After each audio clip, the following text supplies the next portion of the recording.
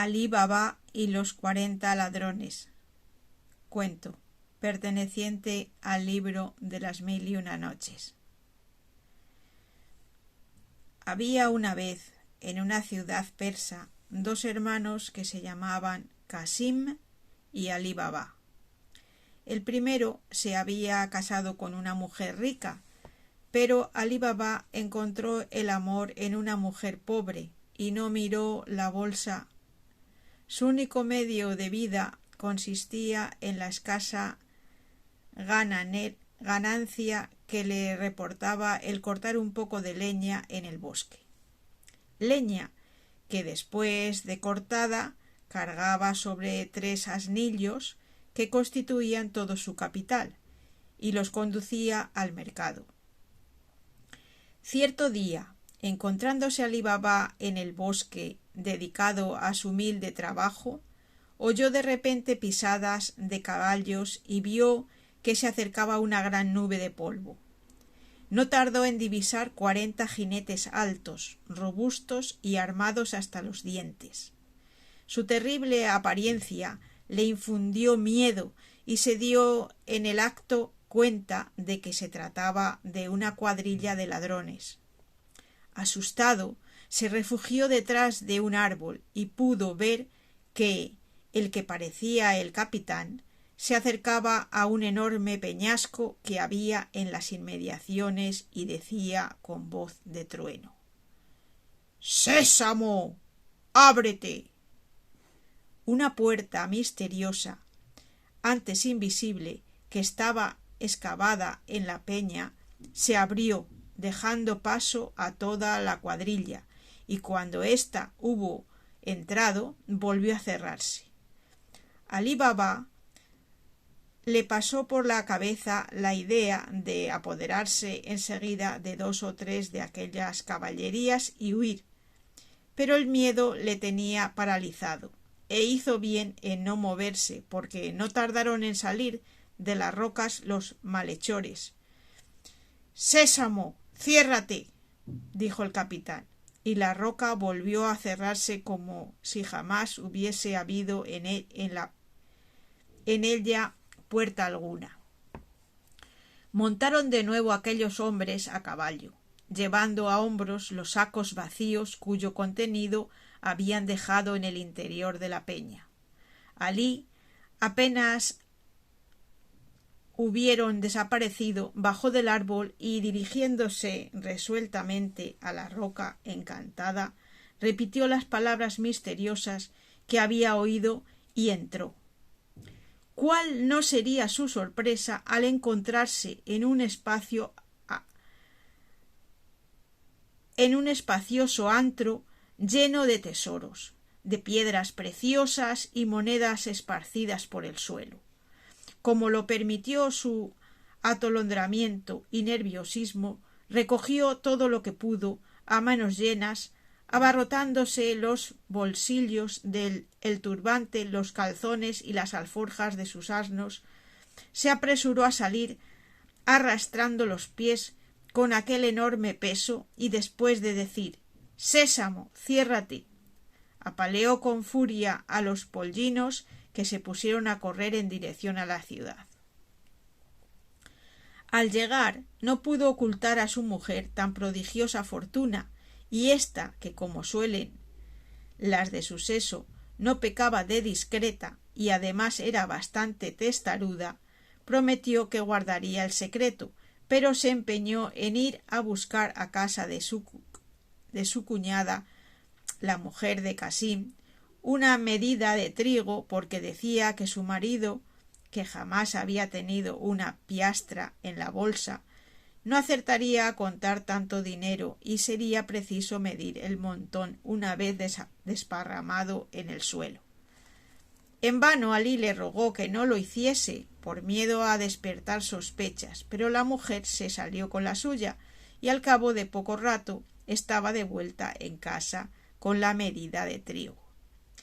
Pero la cuñada, para enterarse de lo que ocurría en casa ajena y averiguar qué cosa era la que deseaban medir sus parientes, había untado de sebo el fondo de la vasija y cuando la mujer de Alí la devolvió, Casín y su esposa vieron con asombro que había en ella adherida una moneda de oro. ¿Y de dónde habrá sacado ese miserable tantas monedas que necesite medirlas como si fuesen trigo? Rugió Casín con cólera. Si anteayer solo tenían para cenar medio arenque y nosotros hemos tenido siempre que ayudarles. Loco de envidia, a la par que de curiosidad, Casín se apresuró a acudir al día siguiente a casa de su hermano para sonsacarle de dónde había obtenido tantas riquezas. Temblando le vio llegar Alí Baba y sólo de oír su voz no pudo menos de confesárselo todo, sin que fuera necesario por parte de Casín proferir la amenaza de denunciarle a la justicia. Enterado de la maravillosa historia de Alí, al día siguiente el hermano, que era avariento y ambicioso, se personó delante de la misteriosa roca, pertrechado con una caravana de 10 mulas y 10 enormes cofres que contaba llenar de oro. Pero como la codicia rompe el saco, cuando, después de haber dicho «Sésamo, ábrete», se encontró en medio de tantas riquezas, no supo por dónde empezar. Se sintió deslumbrado, atontado, como las mariposas ante el fuego, y dio tiempo a que llegasen los ladrones, los cuales, viendo que Casín se preparaba a robarles, ahuyentaron sus mulas, dieron muerte al avaricioso y, cortando en 4 partes su cadáver, lo clavaron en la puerta de la caverna para que sirviese de consejo saludable a cualquier otro que intentase inmiscuirse en sus negocios. Mientras tanto, la esposa de Casín, intranquilizada por la tardanza de su marido, fue a casa de Alí Baba para preguntar si sabía alguna cosa de él. Alí la interrumpió con un gesto y le dijo que, a fuer de hombre discreto, se había enterado de que su hermano pensaba ir al bosque a cargar sacos de oro, y no había querido seguirle para no estorbar su trabajo. Añadió que era cosa muy probable que Casín, al regresar cargado de riquezas, quisiese retardar su entrada en la ciudad hasta después de anochecido, para que nadie le viese. La mujer, algo más calmada con este discurso, se retiró de nuevo a su casa. Pero pasaban las horas y Casín no volvía, aumentando así de nuevo el temor de aquella infeliz, quien, al ver que amanecía con aquella ansiedad y sin novedad alguna, prorrumpió en amargo llanto. Alí Baba, intranquilo por la tardanza de su hermano, resolvió ir a buscarle, y al llegar a la puerta de la caverna encontró el horrible espectáculo de su descuartizamiento. Entonces, sorbiéndose las lágrimas, volvió a cargar 2 sacos de oro en 2 de sus asnos y el tercero lo ocupó con los restos del pobre Casín, emprendiendo el triste camino de regreso a la ciudad. Se dirigió a casa de su cuñada y cuando la esclava Margiana salió a abrir la puerta le dijo: «Margiana, es necesario que guardes un secreto.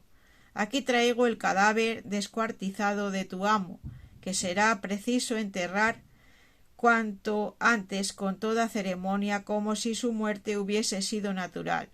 Avisarás a tu ama de que deseo hablarle y aguardarás mis órdenes».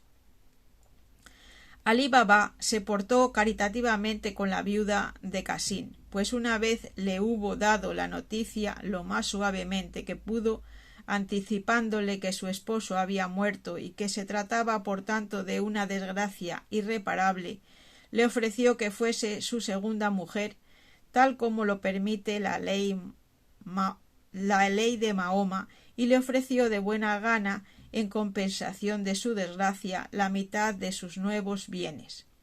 Le aseguró además que su primera esposa no se opondría a ello y vivirían ambas en la mejor armonía. Después le dijo que era preciso tomar todas las medidas necesarias para hacer que pareciese natural la muerte de Casín y que de ello se cuidarían Margiana y él.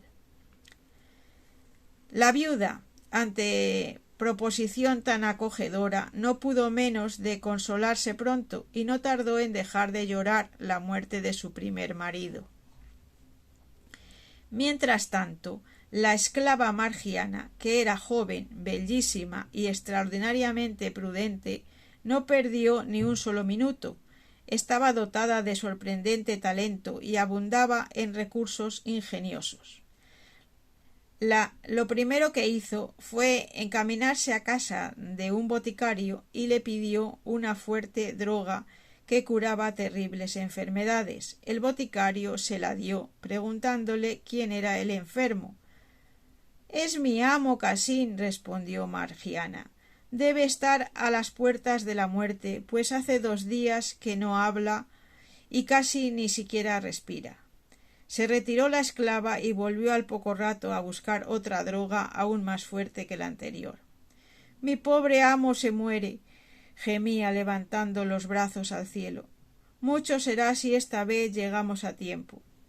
Como también las demás gentes del vecindario veían a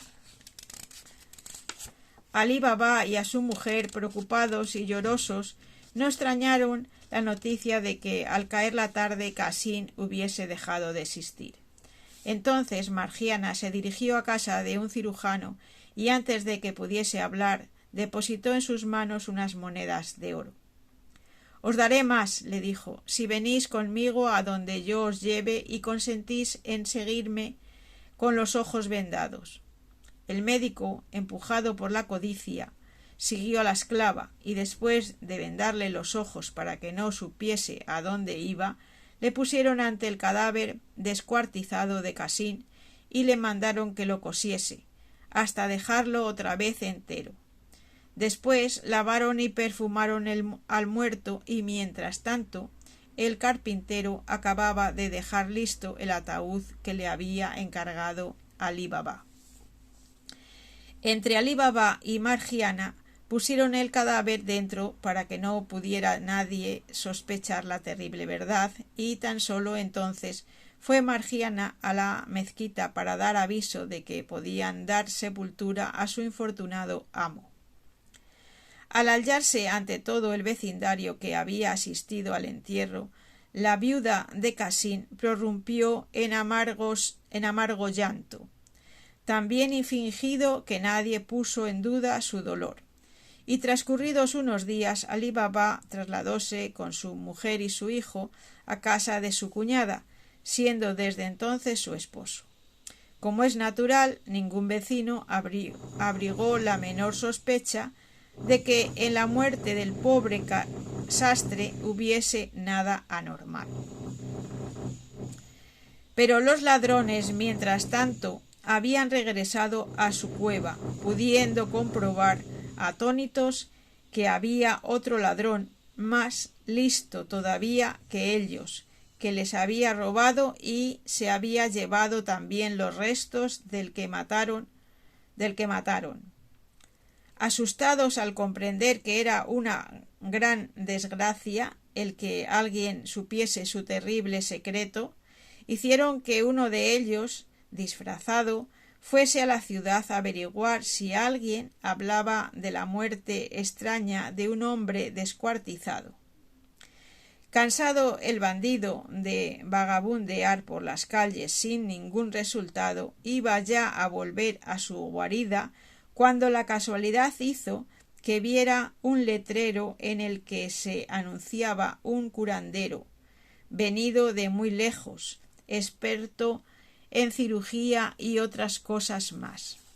Experimentando gran curiosidad por averiguar si tal vez este médico sabía algo sobre el descuartizado, el bandido se personó en su casa y tras dejar sobre la mesa algunas monedas de oro, dijo: «Alá os dé salud, y vista para vuestro trabajo.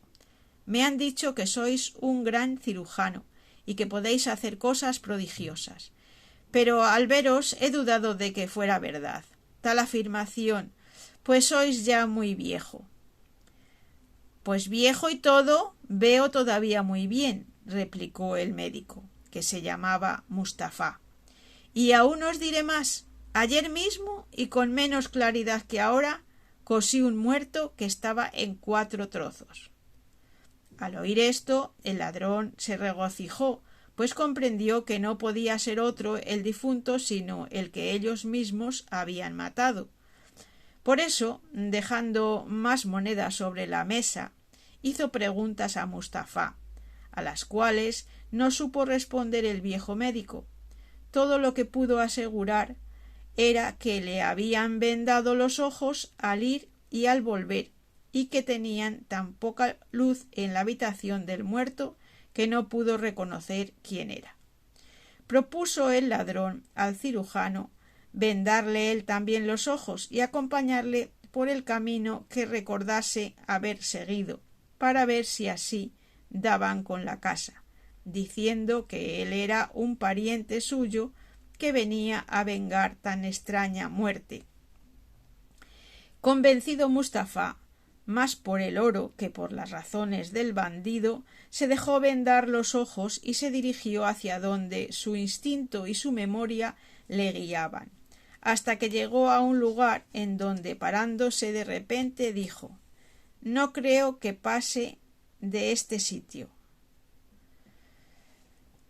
Tras quitarle la venda, el ladrón, preguntándole quién vivía allí, diciéndole el cirujano que él hacía muy poco tiempo había llegado de extrañas tierras, a donde había ido a estudiar la ciencia médica, y que no sabía quién pudiera ser el dueño de tal casa, y tras decir esto se marchó. No sabiendo qué hacer el bandolero para reconocer la casa y dudando de su buena memoria, trazó unos signos en la puerta, yéndose después al bosque en busca de sus compañeros. Pero al salir aquella mañana muy temprano la esclava Margiana y ver la puerta marcada con tiza, temerosa de que fuera alguna señal para hacer daño a sus dueños, hizo lo propio en las casas vecinas. Por eso, al regresar todos los bandoleros aquella noche y ver varias casas con la señal que creían que estaría solo en una, tuvieron que regresar al bosque e idear otra cosa mejor. El capitán de los bandidos, tras pensarlo muy bien, decidió ir en busca de Mustafá y obligarle con monedas o con amenazas a enseñarle por segunda vez la casa en cuestión, cosa que así se hizo, aunque sin necesidad de ninguna amenaza, y tras haber estudiado el edificio y todos sus rasgos y salientes, el capitán regresó a su cueva. Allí ordenó a sus hombres que compraran 20 mulas y 40 pellejos de los más grandes, llenando tan solo uno con aceite del mejor. Después de 3 días de preparativos, vino al fin el de la marcha, haciendo el capitán que cada bandolero se metiera con sus armas en el pellejo que le tocara en suerte, dejando un pequeño agujero para poder respirar. Así preparado todo, el capitán se disfrazó de mercader, dirigiéndose a casa de Alí Baba, a quien dijo que, como estaban llenas las posadas, le suplicaba quisiera permitirle pasar aquella noche en el patio, junto con sus mulas, y así marcharía tempranito al mercado a vender su aceite. Como el disfraz de mercader de aceite impedía reconocer en él al bandido que era en realidad, Alí Baba no se opuso a ello, diciendo a Margiana que preparase la cena. Tras recomendar a los ladrones que estuviesen alerta a su silbido, el capitán se dirigió a cenar y habiéndolo hecho con apetito se fue a la habitación que le tenían reservada. Alí Baba también hizo lo mismo, pues quería ir al día siguiente muy temprano al baño, pues era su costumbre, y la esclava se dispuso a condimentar el caldo que tenía que dar a su dueño al regresar Pero apenas habían pasado unos instantes cuando la lámpara de la cocina se apagó por falta de aceite, y recordando Margiana que los pellejos llenos que estaban en el patio, pensó que aunque quitase un poquito para su lámpara, esta falta no se notaría, y como era de noche y no podía ir a buscar a ninguna parte más, bajó al patio con una jarra, se acercó al primer pellejo y al tocarlo oyó una voz que decía muy bajito: «¿Ya es hora?». Sin gritar ni desconcertarse como otras mujeres hubieran hecho, la esclava comprendió enseguida el terrible peligro en que se hallaban todos, y con voz también baja repuso: «Aún no, pero lo será pronto». Y fue pasando por todos los pellejos, haciéndole los ladrones la misma pregunta y dándoles ella la misma respuesta. Al llegar al último, que era el del aceite, llenó la jarra, se fue a la cocina, puso aceite en la lámpara y en una gran caldera puso todo el del pellejo que había en el patio, dejando que hirviera. Y cuando estuvo a punto, lo fue echando en cantidad suficiente dentro de cada pellejo, hasta que hubo matado a todos los ladrones. Y así fue que cuando el capitán, transcurrida media hora escasa, empezó a silbar, ninguno de sus hombres respondió. Extrañado de su silencio, bajó al patio y al descubrir los cadáveres de sus hombres, comprendiendo que le habían descubierto y que estaba en peligro, lo atravesó y escaló la tapia, huyendo de la vista de Margiana, que le espiaba asomada a un tragaluz. Al enterarse los familiares de la hazaña de la esclava, es fácil imaginar la alarma mezclada de admiración que sintieron todos, bendiciéndola y deseándole toda clase de bienes en justa recompensa, cumpliendo la cual Alí Baba le concedió la libertad por haberle librado a él de una muerte segura. En el acto fueron enterrados en el jardín, que era muy grande, los cadáveres de los 39 ladrones, y sus mulas fueron vendidas en el mercado de la ciudad. Mientras tanto, el capitán de los forajidos, desesperado por la derrota y por haberse quedado solo sin un hombre que le ayudase, estuvo largo tiempo meditando una cruel venganza contra Alí y la manera de abrirse paso hacia él y quitarle la vida. Transcurridos bastantes días para que nadie sospechase, se estableció en la ciudad, haciéndose pasar por un mercader llamado Khoja Hassan, e instaló con gran lujo su tienda frente a la del hijo de Alí Baba. Como era hombre disimulado y que poseía gran don de gentes, le costó poco trabajo hacerse amigo del joven y conseguir que éste le invitase a cenar una noche con su familia. Cuando por fin llegó la invitación, el capitán aceptó gustoso la oferta y, llegada la noche, fue recibido en casa de Alí Baba con grandes agasajos. Una vez sentados a la mesa del banquete, el falso mercader pidió al amo de la casa con encarecidas excusas que ordenase a sus criados le sirviesen los alimentos sin sal, pues no acostumbraba tomarla en ninguna de sus comidas. Margiana, que por casualidad estaba en la cocina cuando le dieron la extraña orden, quedó muy sorprendida del capricho de aquel invitado y asomando la cabeza a la sala donde comían, no tardó en reconocer al antiguo aceitero y capitán de los ladrones que estaba sentado junto a su amo. En el acto comprendió con horror que se proponía asesinarles y por eso no quería probar sal en el banquete de su huésped, por miedo a pecar contra la ley de la hospitalidad. La muchacha no tenía pretexto alguno para permanecer en el comedor, pero su ingenio no se arredraba ante nada y discurrió la manera de poder estar en él, pidiendo permiso a su amo para que durante la cena pudiese ella ejecutar alguna de sus danzas para divertir a los comensales. Alí Baba, que no esperaba aquel nuevo espectáculo, se lo concedió de buena gana y encomió las gracias de la danzarina ante el capitán de los ladrones. Salió Margiana, en efecto, vestida con flotantes telas y armada de una pandereta y un puñal.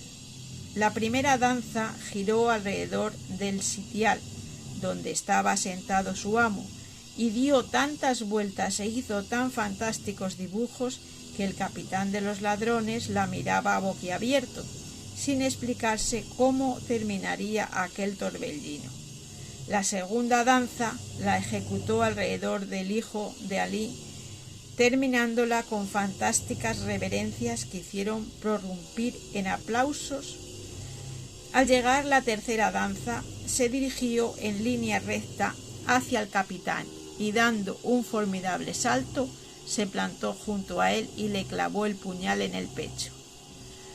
Los circunstantes dieron un grito terrible, pues creían que Margiana acababa de cometer un homicidio involuntario, pero la astuta criatura descubrió con el acto a su amo, sin inmutarse, quién era el fingido Cogia Hassan, y registrando sus ropas sacó de entre ellas una afilada gumia que aquel bandido llevaba para asesinar a Alí Baba. Este, con lágrimas de gratitud, abrazó a Margiana y, como corresponde a la mujer que 2 veces nos ha salvado la vida, le ofreció a su hijo por esposo. El cadáver del capitán fue enterrado en el jardín junto con sus compañeros y poco después se celebraron con magnificencia las bodas del hijo de Alí Baba con la bella Margiana, si bien los ciudadanos no sentían poca extrañeza, pues nadie sabía el motivo de aquella ceremonia. Al cabo de algún tiempo, Alí Baba enseñó a su hijo el secreto de la cueva de los ladrones, pero le dijo además que debía aprender otro secreto, el saber aprovechar de aquella fortuna con moderación y sin olvidar a las pobres gentes, consejo que siguieron al pie de la letra ambos jóvenes, viviendo largos años en medio de la mayor felicidad. Y aquí termina el cuento Alí Baba y los 40 ladrones. Si te ha gustado, comparte, dale a like y te leo en los comentarios. Muchas gracias por haber oído este audio vídeo y el próximo se titulará Historia del pájaro que habla, del árbol que canta y del agua de oro. Eso sería todo. Que tengas un gran día, corazón.